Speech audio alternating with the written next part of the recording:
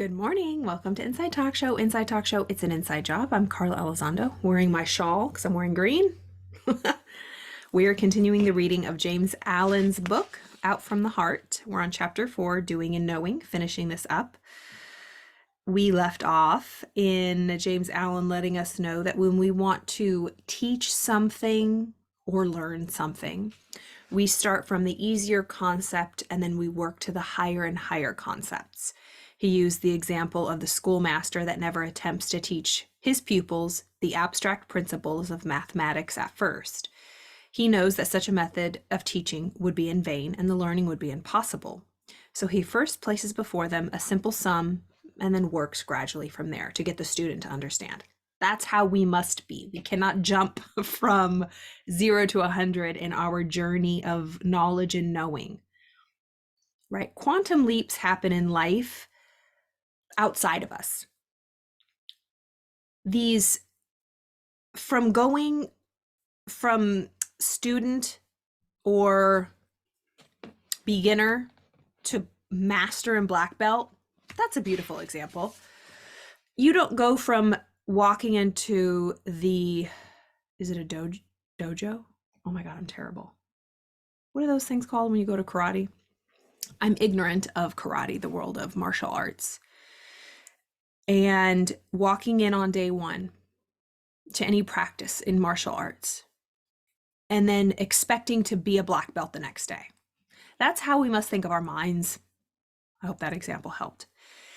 He also goes on to say, in learning a trade, say that of a mechanic, a boy is not at first taught the principles of mechanics, but a simple tool is put in his hand and he is told how to rightly use it.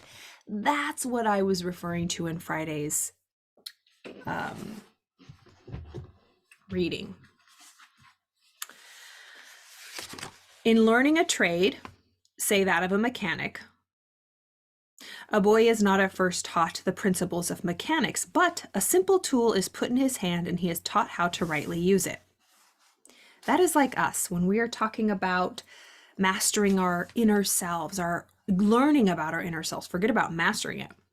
Simply learning about this inner world, our psyche, our spirit, our soul, the unseen. Call it whatever you want. We can't just know it. We're not, and then again, I speak for myself. I don't learn that way, and people that I know don't either. Perhaps there are those enlightened masters that do, but I am not one of them. This is the tool. The tool of our mind is put in front of us, and we learn how to wield it first. Then, from that foundation of truly knowing what kind of tool we're working with, then the possibilities are endless.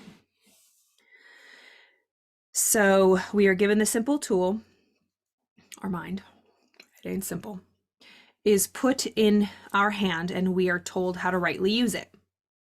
Then he is then left to do it by effort and practice. As he succeeds in playing his tool correctly,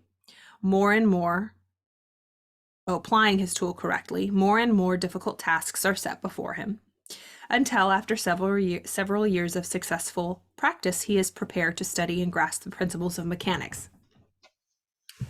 I love this lesson. In a properly governed household, the child is first taught to be obedient and to conduct himself properly under all circumstances. The child is not even told why he must do this, but is commanded to do it. Only after he has far succeeded in doing what is right and proper is he told why he should do it. No father would attempt to teach his child the principles of ethics before exacting from him the practice of family duty and social virtue. Thus, practice ever precedes knowledge, even in the ordinary things of the world, and in spiritual things, in the living of the higher life, the law is rigid in its demands. So practice precedes knowledge. Practice precedes knowledge. If you really want to live that higher life, If you really want to be able to improv, if you really want to be able to manifest, if you really want to be able to live the life that you dream of, you first must understand, however you want to get there, what you're working with, how you work, who you are, whatever language, whatever semantics you want to throw on it, but find one that resonates. When you hear it, you know it, and it feels good, and it makes you feel, you just know it's right. Stick with it, but find a foundation that you understand. Then just have so much fun in continuously learning and sharpening your skills for this beautiful tool of our body. We are not our body. We are not our body. We have a body. Our mind, the unseen energy. Our brain is not our mind. Our mind moves through the brain. Our mind is energy, and we are swimming in our mind. Our brain is in our body, but our body is in our mind. Our mind is everywhere. Our mind is limitless. Our body is finite. Our mind is infinite, infinite. That's what we are. We are infinite. We are limitless. But if you think you are more a body, and that you are bound, and that you are constrained, and that you are limited, then that is the experience you will have.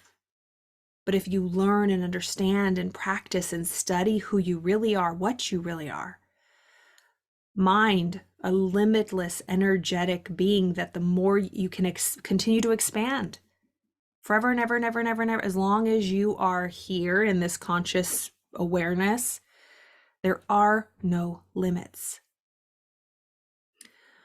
All right, this is really good. Thus, practice ever precedes knowledge, even in the ordinary things of the world, and in spiritual things in the living of higher life, this law is rigid in its demands. Virtue can only be known by doing, and the knowledge of truth can only be arrived at by perfecting oneself in the practice of virtue. And he's using virtue here with a capital V. To be complete in the practice of acquisition of virtue is to be complete in the knowledge of truth with a capital T. I'll finish this tomorrow. It's just one little paragraph left. This felt really good. Every study is saying the same thing. If there's anything that ever kind of pulls at you, perhaps it's something challenging an old belief or growing you to the next level of awareness. But discomfort is always growth. Discomfort is always growth. Always remember that. We're always growing. I always want to be growing, because if we're not growing, we're dying. If we are not growing, we are dying. It's one or the other. Choose today, and we must choose every single day. I was talking to a friend over the weekend, and one of the thoughts that just came to me was, in the world of recovery, if you've ever been addicted and overcome, if you're part of a program, they tell you one day at a time. Take it one day at a time. And in the early stages, perhaps 1 hour at a time, 1 minute at a time, 1 second at a time.